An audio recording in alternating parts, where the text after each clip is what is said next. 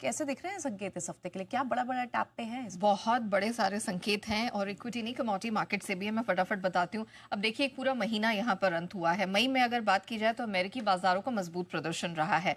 तीनों बड़े इंडिसीज में 4 से 10% तक की मंथली स्ट्रेंथ देखने को मिली है। नैस्डैक और S&P का तो प्रदर्शन नवंबर 2023 के बाद सबसे अच्छा रहा है और डाउ में जनवरी के बाद मई के महीने में ये दूसरी मासिक बढ़त देखने को मिली। लेकिन अगर आप शुक्रवार को आते हैं तो आप देखेंगे बहुत वॉलेटाइल सेशन यहाँ पर था।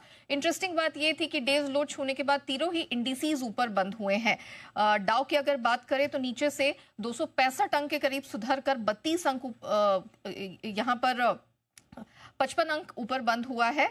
और अगर आप यहाँ पर S&P को देखें तो इसमें भी हमने देखा कि ये भी दिन की ऊंचाई के पास बिल्कुल फ्लैट बंद हुआ है। नैस्डैक थोड़ा सा लाल निशान में बंद जरूर हुआ था 32 पॉइंट नीचे, लेकिन इसमें भी हमने देखा कि निचले स्तरों से बहुत ही अच्छी रिकवरी थी। डाउ में भी हमने देखा था नीचे से 360 अंकों की रिकवरी आई। अब दरअसल हुआ क्या, अब हम देख ही रहे हैं कि लगातार अमेरिकी राष्ट्रपति डोनाल्ड ट्रंप की तरफ से अलग अलग बयान आ रहे हैं। पहले तो उन्होंने अनाउंसमेंट यहाँ पर किया कि जो चीन है वो ट्रेड डील के नियमों का वायलेशन कर रहा है, वो इनको सीरियसली नहीं ले रहे। और उन्होंने कहा कि वो यहाँ पर जो सॉफ्टवेयर चिप के एक्सपोर्ट्स हैं उनमें कर्व का दायरा और बढ़ाएंगे और चीन के जो फर्म्स हैं उन पर सख्ती बरतेंगे। अब ये बयान पहले आया, बहुत वोलेटिलिटी देखने को मिली। फिर उसके बाद यहाँ पर एक और डेवलपमेंट हुआ कि अनाउंसमेंट हुआ कि जो इंपोर्टेड एल्यूमिनियम और स्टील है उस पर टैरिफ जो है 25 से बढ़ाकर 50% करेंगे। फिर उसके बाद इस फ्रंट पे एक और डेवलपमेंट आई है जिसकी वजह से हमने देखा कि कुछ रिकवरी देखने को मिली। वो आई अमेरिका के नेशनल इकोनॉमिक काउंसिल के डायरेक्टर केविन हैसेट की तरफ से, जिन्होंने कहा कि इस हफ्ते ही, कोई डेट तो निकल कर नहीं आई है, लेकिन डोनाल्ड ट्रंप और शी जिनपिंग, चीन के जो राष्ट्रपति हैं, उनके बीच में ट्रेड के मोर्चे पर बातचीत हो सकती है।